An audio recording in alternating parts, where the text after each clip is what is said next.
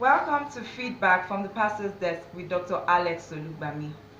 You know, we always find it very insightful to take your feedback, your observations, your comments, and even your concerns. You can always send them directly to us.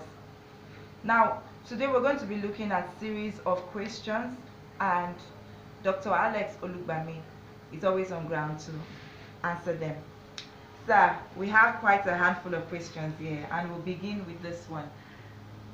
Why do God still use an unclean vessel? That is referring to sinners now. Well, the answer is quite simple. Let him that taketh his time take it, lest it fall. That's my first comment.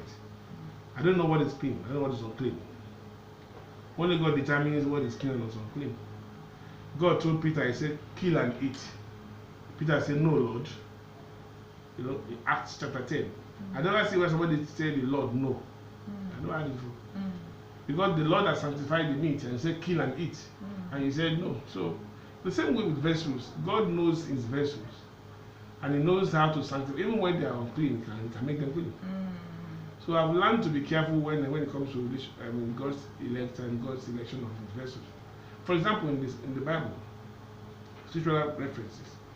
Mary Magdalene was a woman possessed with legions of demons. Yes. Meanwhile, Christ was in love with her. Christ loved her openly and secretly.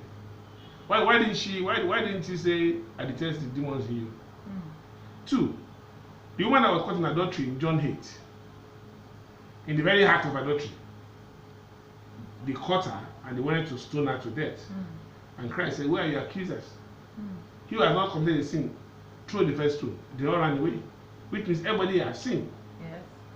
So, who are you to judge another man's servant? That's number 2. 3, that's from my own experience. Our big brother David, the one that God said is the man after my heart. David had an unusual background. I mean, that's my understanding. David murdered a man. Yes, murdered a man. First of all, lost after his wife. Murdered the man, then slept with his wife, gave birth to his son, and not even just a son, 2 of them, but the son that gave birth to from that particular union became king in Israel. So which vessel is unclean? Which one is clean? And the same God said, this man, I love him. He is a man after my own heart. So I don't understand again. So who are we to judge another man? So my understanding is this. I want to say this clearly. Christ did not come for those who are righteous. Okay. Listen to this, it's very true. He came for the sinners. So if God would choose anybody at all as a vessel, he would choose a sinner. Yes. My understanding of scripture, yes, is that he will choose a sinner because he has no delight in the sinner's death. And the sinner should repent. Most of the people that are in church today were sinners. I was once in sin. It was in sin that he saved me. Yes. So who am I to now be pointing at this finger on somebody else? Yes. If he hasn't saved me by grace, will I be here today? No. What makes me feel like the man that is drinking beer today will not be a pastor tomorrow? Will not be a pastor. Yes. The man today that is a drug addict, tomorrow is a bishop. I don't want to explain. So if you have judged him wrongly, you will have missed him. So God will, and will, to me, will always take a sinner from his pit and clean him up and use him. Wow. Thank God for that. Yes, thank you so much, sir. Now we're looking at the second question. It says, why would the church denounce 2 people who are in love not to marry, all in the name of counseling? Well, another good question. It depends on how we look at it. There are 2 sides to that question. The church, what is the church? Who is in the church? That's as I said, is deep.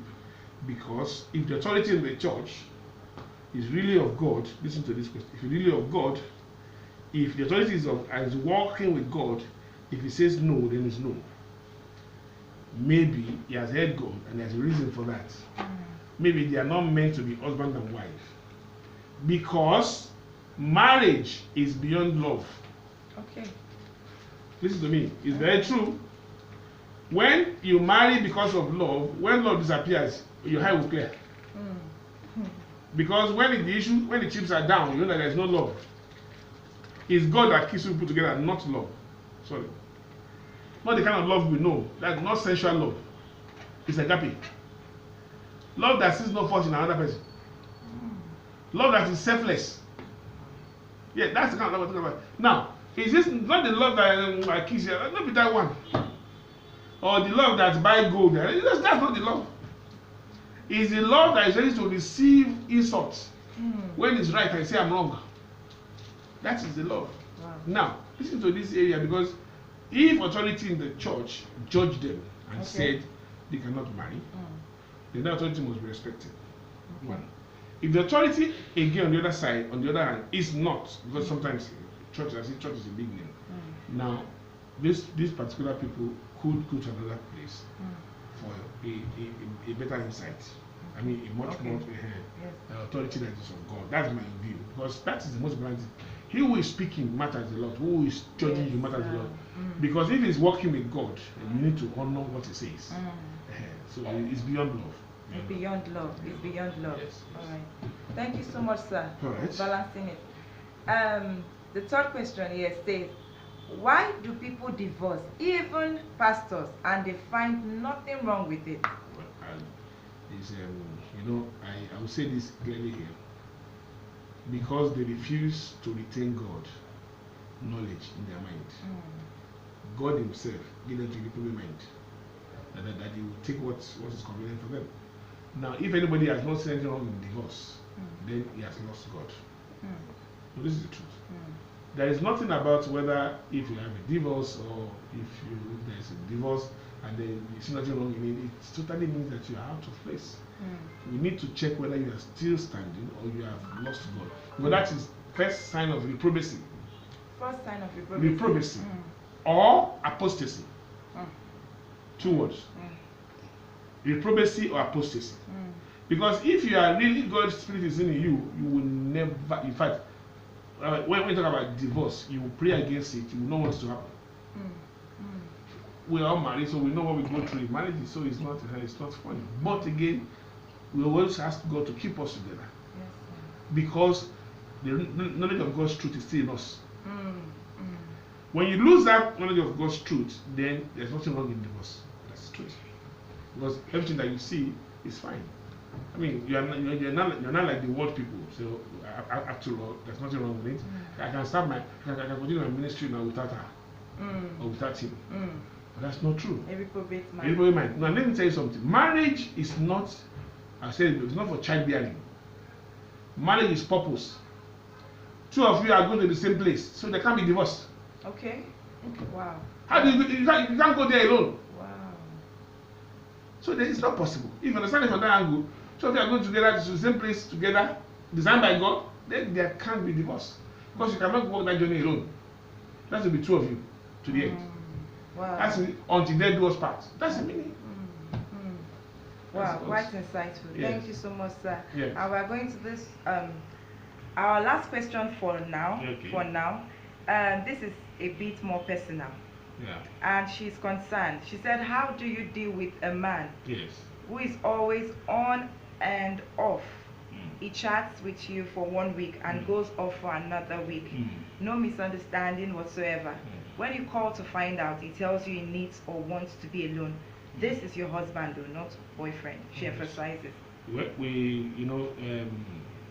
I want you to, whoever is pleased, if you have any access to that person, tell her, if it's a he or a she, tell the person that he or she is not alone.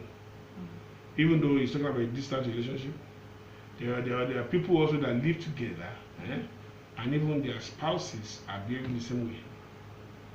Okay. Sorry, I'm just trying to make it open. Yes. In other words, the same house, Yes. not outside, the same home, so to say, and the husband is so distant. Very true. Distant as Very if he said, please don't talk to me today, I want to be alone. And he can be alone for 2 weeks. And the woman is still there. Let me tell you this. I agree. The woman's place is not to confront, it's to pray. Okay. Please tell her I said so. This is a woman that she's supposed to pray. Keep on her knees and win her husband back. The man is, something is distracting him. Something is distracting, something is occupying his mind. Definitely, with her place in God, she can pray, God will hear her. Wow. And the man will return back to her with all of his heart. Amen. I assure her that. Amen. Okay, even if you reduce the situation, let her go back to God and put her knees down in prayer and intercede on his behalf, and that God should make him to return back to her with all his heart. And he will. And the battle will be won with our knees on the ground, talking to God. Thank you so much, sir. And there we have it. Dr. Alex Olugbami is always here to take your questions, your observations, your concerns, or even just your comments.